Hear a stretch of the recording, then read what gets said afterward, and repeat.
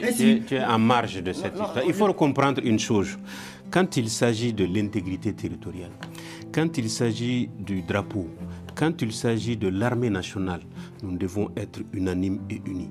Dans tous les pays du monde, quand on s'attaque à l'intégrité du Malien, quand on s'attaque au territoire, quand on s'attaque à la malianité, excusez-moi du néologisme, quand on s'attaque à la patrie, tous les Maliens doivent s'entendre. Moi, je pense que je ne connais pas les jeunes, on a le droit de critiquer, on a le droit d'avoir des divergences, on a le droit de ne pas être d'accord. Mais quand l'essentiel est en jeu, il faut faire attention à ce qu'on dit.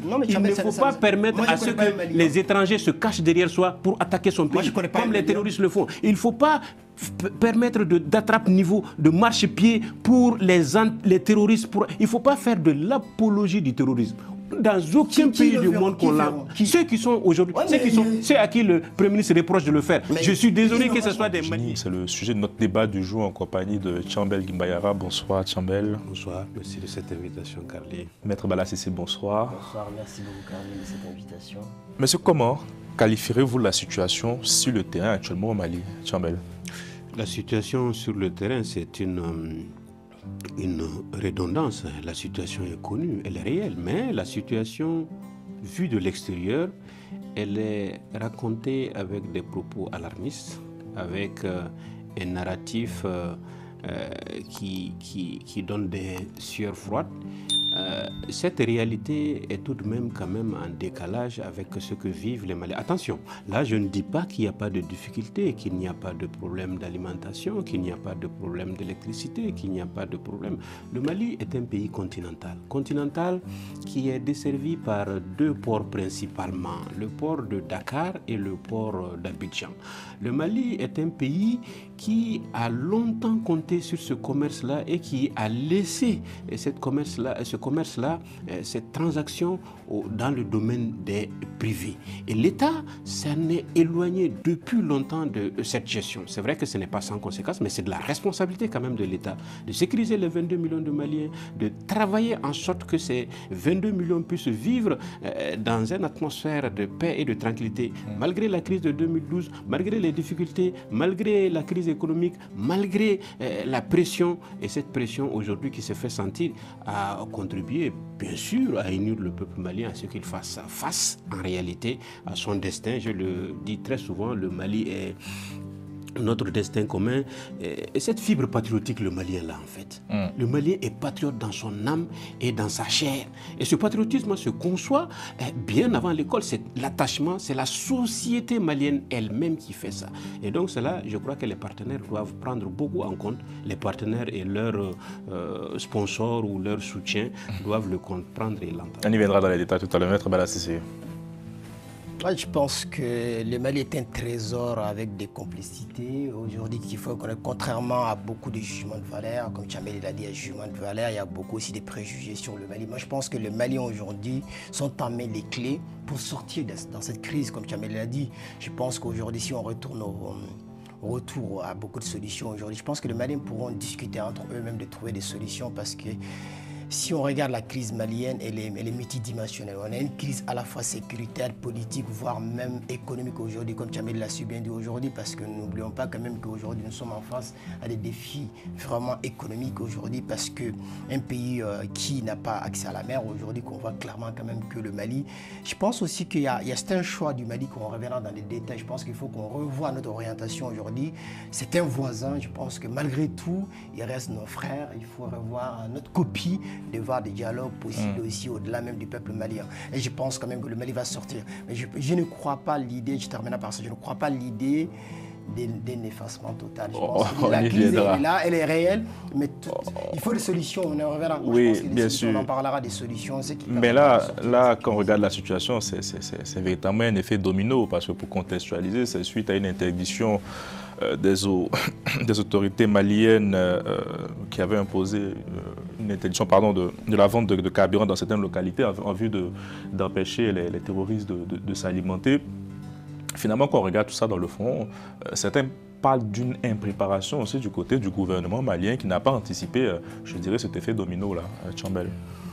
Oui, Oui et non. Oui, parce qu'en réalité, depuis 2012, le Mali est en guerre, j'aimerais le rappeler, mais quelle guerre? C'est une guerre asymétrique, ce n'est pas une guerre contre ces populations comme ils le disent ou comme certains le prétendent. C'est des oiseaux de mauvais augure, il faut l'éviter évidemment. Nous sommes dans une guerre asymétrique imposée par des djihad, des terroristes avec des multiplications et des ramifications. On a connu, on ne rappellera jamais assez, toute l'intervention de la communauté internationale et cette diversification du partenariat malien avec d'autres qui ont donné des résultats. Mais en réalité, le Malien compte sur lui-même. Le Mali a inscrit son destin au sein de l'AES avec ses frères burkinabés et nigériens qui vivent les mêmes conditions, qui sont des pays aussi dont la nature a mis dans les mêmes conditions. Et donc, cette inventivité du peuple sahélien, j'allais dire, et évidemment, excusez-moi de ce lapsus-là qui est assez révélateur parce qu'il peut aussi être saharien. Donc, c'est cette inventivité du peuple saharien qui est attendue. C'est vrai, amende honorable, le gouvernement a peut-être abandonné cette politique de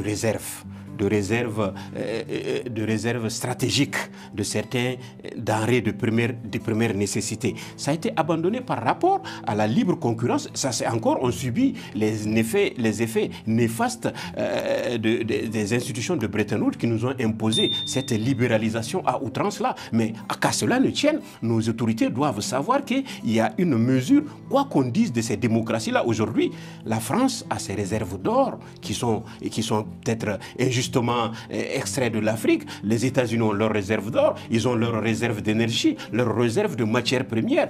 La Côte d'Ivoire, les États voisins ont leurs réserves, ils ont des raffineries. C'est vrai qu'il y a un commerce entre nous et ces pays-là.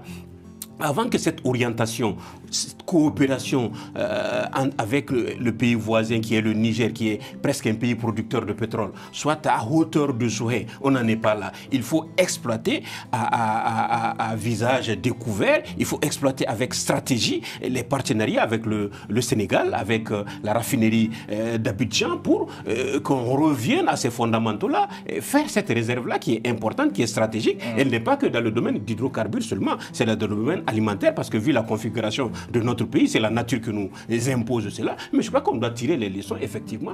Tirer ces leçons-là, c'est reconnaître cela, travailler à performer cela. Mais on ne peut pas faire face à tous les fronts en même temps, sécuriser le pays, équiper l'armée, monter en puissance. Les ressources sont réduites, mais c'est des stratégies qu'il faut quand même englober à la longue et qui est inacceptable que cela puisse continuer, qu'on ne le fasse pas. Votre regard, Balassi, c'est sur la gestion de l'exécutif malien? Bon, moi je pense que le mur de réalité sont là. La réalité, il est là, comme tu as bien dressé les tableaux. Il faut voir aussi qu'aujourd'hui, l'AES est là, qui est une jeune organisation qui, on ne peut pas faire un procès d'intention.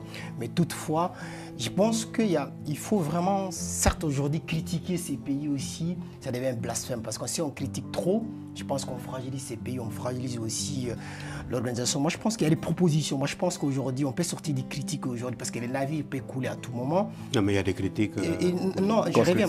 Je pense que l'armée a fait son job. L'armée a fait son job. On le multiplie de victoires parce qu'ici, ça ne tient que symbolique. On peut dire Kidal. Moi, je pense qu'il y a des choix qui, aujourd'hui, peut-être ils ne sont pas bien compris par le peuple malien. Moi, je pense que l'exécutif doit communiquer beaucoup davantage. Je pense qu'il manque de pédagogie. Ils ont commencé aujourd'hui avec les campagnes, au lieu de faire des sensibilisations par des acteurs. Je trouve très bien. Parce qu'à l'époque, si je ne suis pas là pour employer le terme, l'exécutif a laissé sa communication à des gens qui ne sont pas des professionnels. Qu'il faut reconnaître quand même. Aujourd'hui, il faut reconnaître que je n'emploie pas les termes philomanes, mais aujourd'hui qui amène des autorités, voire autoriser certains artistes maliens qui sont reconnus par l'État. Mais pour être très simple, en fait, moi je pense que vouloir participer aujourd'hui au destin des Mali, tout Malien a intérêt aujourd'hui à participer. Mais moi je pense aussi que l'orgueil, il faut reconnaître aujourd'hui. L'orgueil de qui? Il ne faut pas multiplier. L'orgueil partout, tous les Maliens aujourd'hui, qu'ils soient les acteurs politiques ou les acteurs militaires. Moi je pense que l'erreur est au Mali de croire que toute solution n'est peut-être que militaire. Là où moi je pense aujourd'hui, il faut que l'exécutif revoie sa copie.